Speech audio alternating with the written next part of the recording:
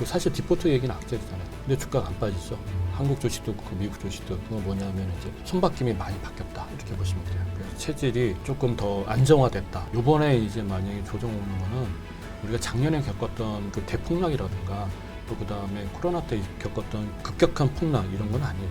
주식 매수 기회가 또 오고 있다.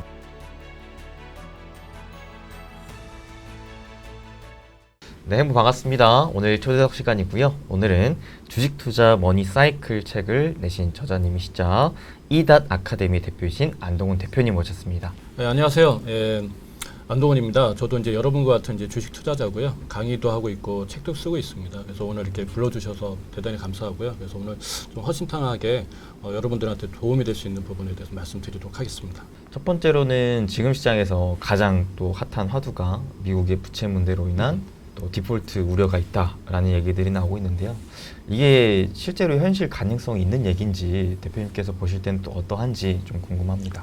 결론부터 말씀드리면 이거는 그 디폴트 불가능하고요. 예, 불가능하고 이거는 이제 정치적인 어떠한 이제 그 밀당 네. 예, 이렇게 보시면 될 것 같아요.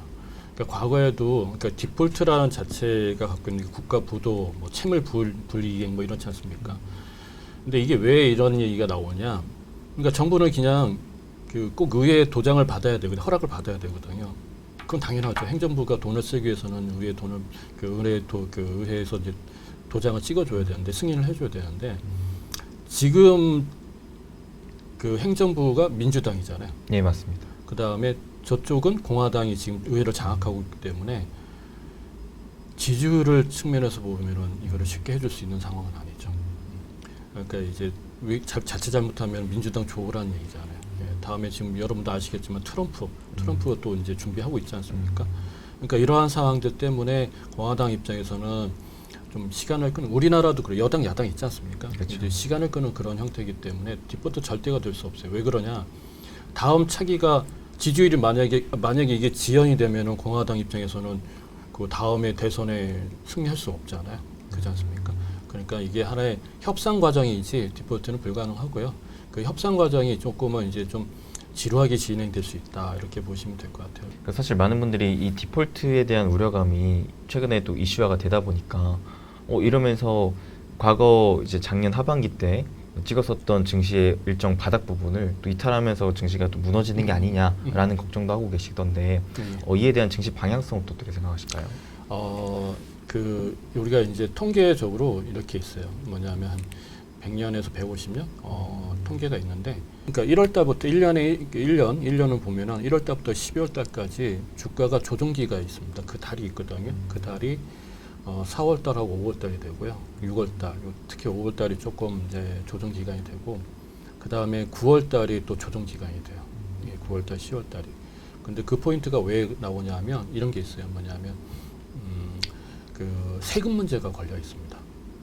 예, 세금 문제가 걸려 있기 때문에 우리 세금이라는 게 우리도 세금 내지만은 돈이 필요하잖아요. 세금 내려면 돈이 필요하잖아요. 그러니까 내가 자산을 현금 있다 그러면 내면 되지만 돈이 없다 그러면 자산을 매각을 하거나 아니면 주식을 팔아야 된단 말이죠. 그게 4월 15일, 미국 같은 경우 4월 15일 있고, 그 다음에 이제 9월 달하고 10월 달 사이에 또 다른 이제 연말 정산 추가 정산 시즌이 있어요. 그 자산 운용사라든가 아니면 개인들이 주식을 또는 법인들이 주식을 내다 파는 경우가 발생하죠. 그 시기가 있거든요, 통계적으로. 근데 가장 심한 거는 이제 9월 달이에요. 그래서 공교롭게도 그 디폴트 얘기 나온 시점하고 5월 달에 조정 시점하고 이렇게 맞아 떨어지는 것 같아요. 뭐 의도적인지 아닌지는 잘 모르겠지만 그런 것들이 이제 증시가 불안하고 그다음 외부에서는 좋지 않은 악재 뉴스가 나오니 투자 심리는 불편할 수밖에 없는 거죠. 그걸 또 역이용하는 공매도 세력도 있고 뭐 여러 가지겠지만 참고적으로 그런 부분은 알고 계시면 좋을 것 같습니다. 예. 그러나 이제 요거는 또 5월 달에 그 조정은 그냥 스무스하게 넘어갈 수도 있지 않을까라는 생각이 듭니다. 요즘에 이제 워낙 시장이 솔직히 말씀드리면 투자자들이 많이 빠져나갔어요. 지금은 남아있는 사람들은 뭐냐면 갖고 있는 사람들이 남아있는 거지 팔 사람들은 주가가 올라가면서 대부분 많이 빠졌기 때문에 지금 시장이 이번에 사실 디폴트 얘기는 악재잖아요. 엄청난 큰 악재잖아요. 맞습니다. 예. 근데 주가가 안 빠지죠.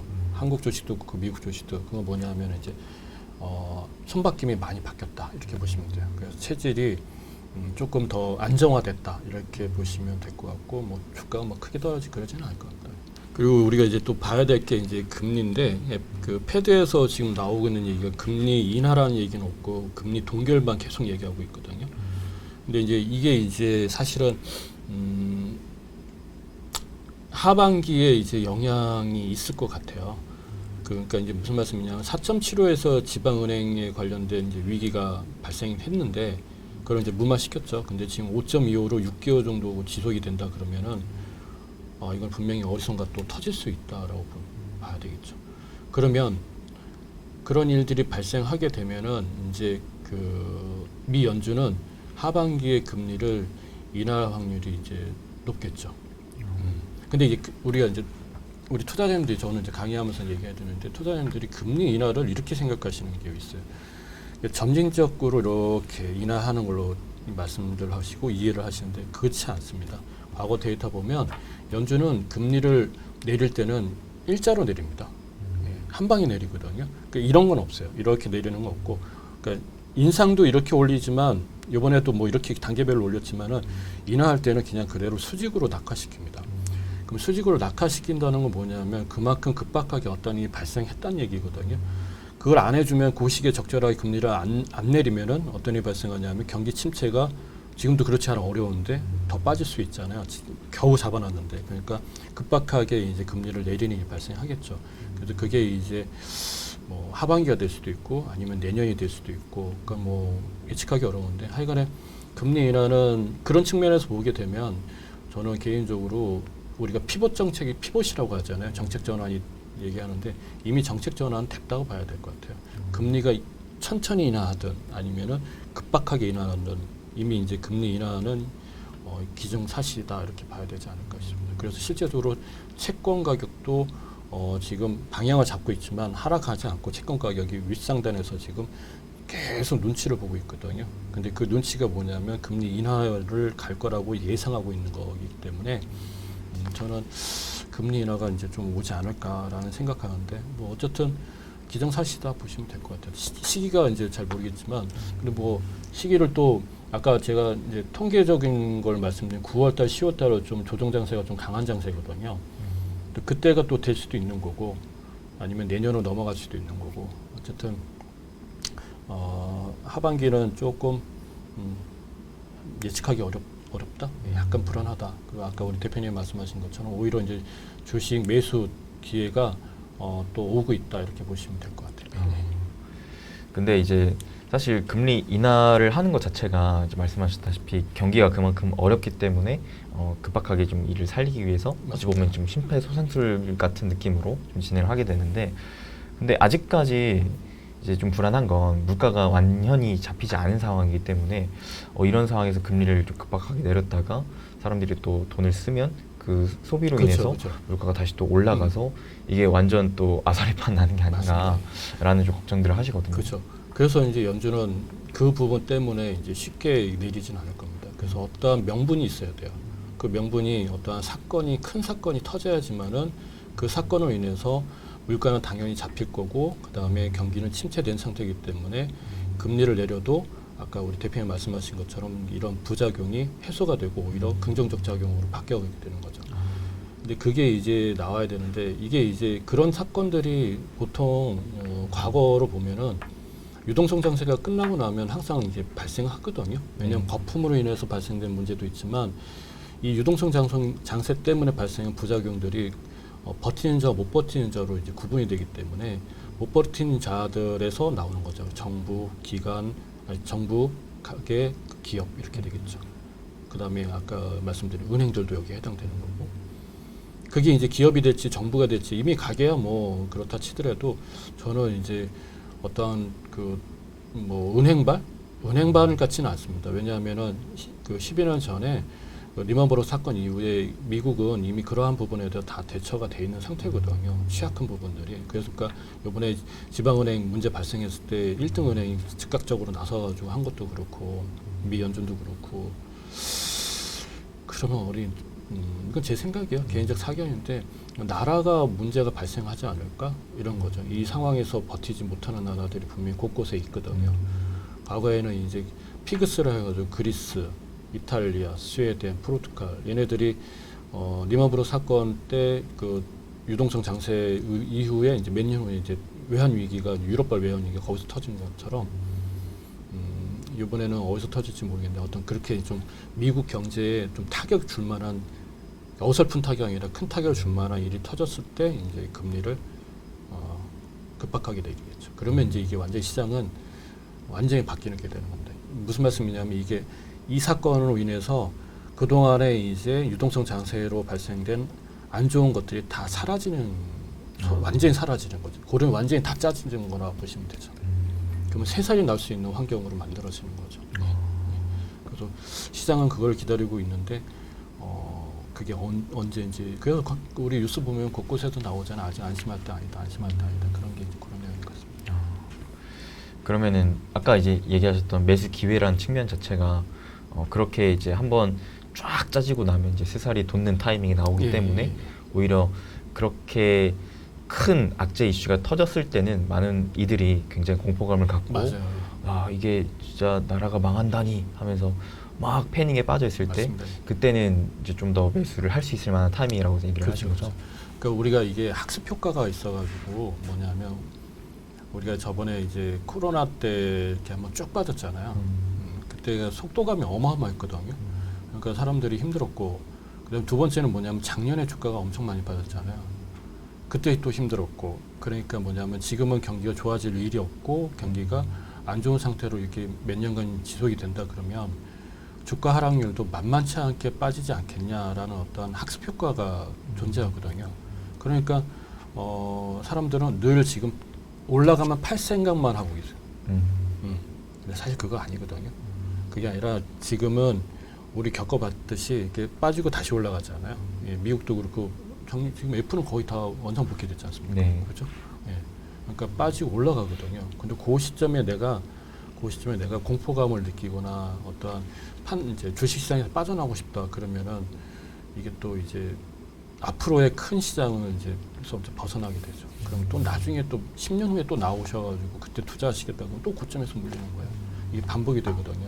그래서 우리 투자자님들한테 말씀드리는데 요번에 이제 만약에 조정 오는 거는 우리가 작년에 겪었던 그런 급락이라든가 그 대폭락이라든가 또 그 다음에 코로나 때 겪었던 그 급격한 폭락 이런 건 아니에요. 이런 건 아니고 지금은 오히려 지금 대기 매수세가 받쳐주고 있기 때문에 사실 우리 투자자님들 그러시는 얘기들 해요. 뭐냐면 그때 사면 안 될까 이런 얘기들이 나온단 말이에요. 조정받을 때. 이 얘기는 뭐냐면은 그럼 만약에 조정이나 아니면 그런 일이 발생하면 난 주식시장을 떠나야 되겠습니다. 얘기가 아니라 그런 일이 발생하면 그때 투자하면 되겠네요. 라는 얘기를 하신다는 거는 개인이든 기관이든 그 저가 매수, 그러니까 조정일 때 매수할 수 있는 매수 대기세가 받쳐주고 있다는 얘기죠. 그러니까 실제로 그런 일이 터지면 바로 들어갈 수 있는 스탠바이가 되어 있는 거예요. 그러니까 우리가 갖고 계신 분들이나 아니면 조금 이제 그런 상황에 대해서 잠깐 그 오해하고 계신 분들 입장에서 보면은 그렇진 않다. 그래서 이거 스무스하게 넘어갈 수 있다라고 보시면 될 겁니다. 주식은 맞습니다. 지금은 기업들이 체질 변화가 완전히 바뀐 상태거든요. 이번에 얼마 전에 있었던 것 중에 이제 메타가 14% 급등했을 때 나온 그 뉴스가 뭐냐면 구조조정 덕분이라는 단어가 있어요. 네. 그다음 삼성전자가 지금 주가가 올라가고 있지 않습니까? 이것도 뭐냐면은 감선 효과거든요. 그러니까 기업들은 이미 이제 경기 둔화에 맞춰서 체질 변화가 된 상태에서 금리가 인하해 주게 되면 금융 비용이 떨어지기 때문에 이게 자기네들 이익으로 바뀌어 버리잖아요. 그게 금융 비용이 떨어지니까 현금화되니까 그러면 이게 주가에 반영이 되는 거거든요. 그래서 기업들은 체질 변화가 다 돼 있는 상태고 그 다음에 이제 문제는 그래서 투자를 해야 된다는 게 맞고요. 지금 바닥이니까 저가고 그 다음에 이제 채권은 이런 경우가 있습니다. 우리가 이제 경제 순환에서 채권이 가장 먼저 반응을 합니다. 채권이 반응을 하게 되면 그 다음에 주식이 반응하고 그 다음에 경제 지표가 반응하고 그 다음에 부동산이 반응하게 돼 있거든요. 순서가. 그러면 채권에서 긍정적인 반응이 나오게 되면 주식시장에서는 긍정적인 반응이 가고 경제 지표는 되게 좋아지죠. 그다음에 부동산도 좋아지고 이렇게 하는데 우리가 선반영이라고 하거든요. 이 선반영이 보통 각각에 보면 6개월에서 1년 정도가 걸리거든요. 그럼 채권은 지금 왜 채권에 이제 투자를 해야 되냐 하면 채권에 대한 이자를 갖고 투자를 하는 게 아니라 채권 가격을 갖고 투자를 하는 거죠. 그러니까 채권 가격이 너무 많이 떨어져 있으니까 그러니까 채권 가격이 떨어진다는 건 뭐냐면 채권을 매도했다는 얘기잖아요. 그럼 채권을 매도라 하는 건 무슨 얘기냐면은 돈을 빌려주지 않겠다는 얘기입니다. 채권 자체가 채무관계거든요. 예. 그러니까 저한테 채권 발행해 주시면 저는 당연히 돈을 빌려주는 건데 근데 저는 이제 이 채권이 필요 없으니까 헐값에 던져버리는 거죠. 그럼 난 돈을 회수하고 그러니까 이자 문제가 아니에요. 그래서 지금 이자 문제로 채권을 투자하시는 게 아니라 지금 투자하시는 방법은 뭐냐면 채권 가격이 우리가 하락이 돼 있으니까 요 가격 시세 차익을 갖고 투자하시는 거기 때문에 이걸 안전자산으로 생각하고 들어오시면 안 됩니다. 채권도 어떻게 보면은 주식처럼 시세 차익을 가지고 하는 전략을 갖고 있기 때문에 어쨌든 지금 채권 가격이 올라간다는 건 얘기는 뭐냐면 너 채권을 내가 사줄 테니까 그럼 나는 너한테 돈을 빌려주면 되네 이런 거거든요. 그러면 시장에 돈이 들어오기 시작하는 거죠. 요즘에 우리가 지금 돈이 지금 뭐 시간 말라니 뭐 이런 얘기 하잖아요. 그게 이제 그런 거거든요. 그러니까 채권에서 돈이 들어와야 돼요. 그러면 채권에서 돈이 들어온다는 기업들은 회사채나 이런 것들이나 아니면 정부 채권이나 이런 것들이 왕성하게 돌아가니까 그다음 뭔가 다음을 준비할 수가 있거든요. 그거에 대한 성과가 뭐냐면 주식으로 표현됩니다. 주식은 뭐냐면 실적이 올라갔을 때 주식 투자자들이 너한테 내가 더 투자해야겠다 해가지고 거기에 시차가 한 6개월, 1년 걸리는 거죠. 그래서 이쪽에서 가격이 올라가면 이쪽에서도 한 시차가 좀 있다 보면 주식시장에 이제 사람들이 들어오기 시작하는 거예요. 왜냐하면 실적이 보이기 시작하니까. 그럼 이제 지표는 경기로 되고. 그래서 지금은 채권에 대한 이제 그 투자가 유효하고요. 그 다음에 주식 투자도 유효하고. 왜냐하면 돈이 돌기 시작한다는 얘기니까. 근데 이제 금은 또 다른 얘기죠. 금 투자는 그러면 어떻게 해야 되냐? 참고적으로 말씀드리면 이것도 마찬가지예요. 지금 금 투자하신 분들은 경기가 다시 원만한 그러니까 상황이 탁 바뀌잖아요. 그럼 금값은 떨어지게 돼 있거든요. 그러면 고점에 물리는 게 돼요. 지금 금 투자하신 분들은 자칫 잘못하면 고점에 물리시게 되거든요. 그러면은 이제 금을 한 효과가 없는 게 되는 거죠. 근데 이제 제가 드리고 싶은 말씀은 금 투자도 역시 시세 차익으로 하셔야 돼요. 이게 이제 경기가 금리가 내리면 금에 대한 수요는 확 떨어질 겁니다. 경기가 좋아질 거니까. 그러니까 그 시기가 이제 금에 대한 이제 금값이 올라가는 시기는 이제 한 길어야 6개월에서 1년 정도. 여기서 중요한 것 또 하나, 국제금을 하셔야 됩니다. 국내금 하시면 안 됩니다. 그리고 현물 사시는 거 아닙니다. 네, 현물 사시는 거 아니에요. 현물을 언제 사셔야 되냐면 삼성전자 주가가 최고가를 찍을 때 그때 사셔야 돼요. 그러면 그때는 금값이 최하락할 때거든요. 네. 그러니까 지금은 그렇게 하시면 안 돼요. 완전 반대로 가야 되네요. 네.